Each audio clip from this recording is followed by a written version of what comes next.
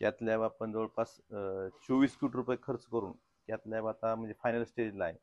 हे चालू करायला फक्त 67 लाख रुपये जी प्रशासकीय मान्यता डीजी सेटसाठी आणि ट्रान्सफॉर्मरसाठी होती ह्याच्यामुळे राहिलेलं आहे. आणि दुर्दैवानं 24-25 मध्ये याला प्रशासकीय मान्यता दिली गेली होती, परंतु ह्या स्थगितीमुळं हे काम पूर्ण होऊ शकलं नाही किंवा हे ट्रान्सफॉर्मर आणि डीजे सेटचं प्रशासकीय मान्यता झाली असताना सुद्धा ते खरेदी करून या ठिकाणी बसू शकले नाहीत. त्यामुळे कॅथ लॅबचं काम जवळपास 90-95% पूर्ण असताना फक्त ह्या गोष्टीमुळे स्थगितीमुळं ही कॅथ लॅब चालू व्हायचं बाकी आहे. माझी शासनाला एवढीच विनंती आहे की कमीत कमी बाकीच्या गोष्टी राजकारणी ठिकाणी राहिल्या, ज्या ठिकाणी सर्वसामान्य माणसाचा आरोग्याचा प्रश्न येतो, कॅथ लॅब जर चालू झाली तर आपल्याला जे हृदयरोगाचे पेशंट आहेत हे अँजिओप्लास्टी सुद्धा या ठिकाणी होऊ शकते. आणि एवढं चांगलं असताना फक्त आपल्या किरकोळ म्हणजे जिल्हा नियोजन समितीतनं जी 67 लाख रुपये 24 कोटीच्या एवढ्या सगळ्या सेटअपला फक्त 67 लाख रुपये कमी पडतात आणि त्याची प्रशासकीय मान्यता असताना सुद्धा फक्त स्थगितीमुळे हे जर काम अपूर्ण असेल तर याच्या एवढं दुर्दैव कुठलंच नाही. तर माझी विनंती एवढीच आहे की आपल्या कमीत कमी राजकारण ठिकाणी राहिलं, पण आरोग्याची गोष्ट महत्वाची आहे. सर्वसामान्याच्या माणसाच्या आरोग्याच्या दृष्टीने तरी ही स्थगिती उठवावी आणि ही जी पेंडिंग काम आहेत, बऱ्याच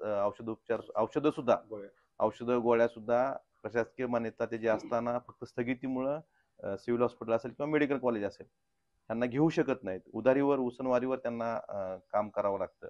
अशा वेळेस सर्वसामान्याच्या आरोग्याशी खेळू नका. राजकारण ठिकाणी ठेवा आणि सर्वसामान्याच्या आरोग्याशी तरी खेळू नका आणि स्थगिती उठवून महाराष्ट्रातला एकमेव जिल्हा असा आहे की 24-25 निधी खर्चित आहे, 25-26 तर लांबच.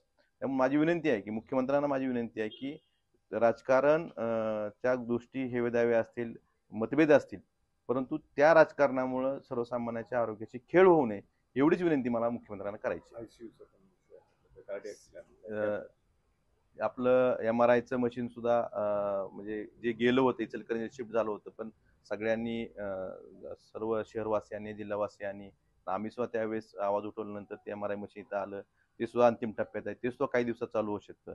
CCB जी ICU 50 बेडचं होतंय त्या ठिकाणी सुद्धा काही आता गॅस पाईपलाईन आणि इक्विपमेंटचे TS राहिले, यासाठी सुद्धा मी लवकरात लवकर पाठपुरावा करून सिव्हिल वर्क पूर्ण झालेला जवळपास हे सुद्धा लवकरात लवकर पूर्ण TS करून ते सुद्धा लवकरात लवकर कसं चालू होईल यासाठी आपण प्रयत्न करू. आणि निश्चितच चांगली आरोग्य सेवा म्हणजे इथून धाराशिववरनं जे रेफर हॉस्पिटल म्हणून आपली जे शिक्का पडला होता, प्रत्येक पेशंटला सिरियस पेशंट थोडा जरी असला तरी सोलापूरला शिफ्ट करायला होता, ती गोष्ट इथून भविष्यात होणार नाही यासाठी आम्ही काळजी घेऊ.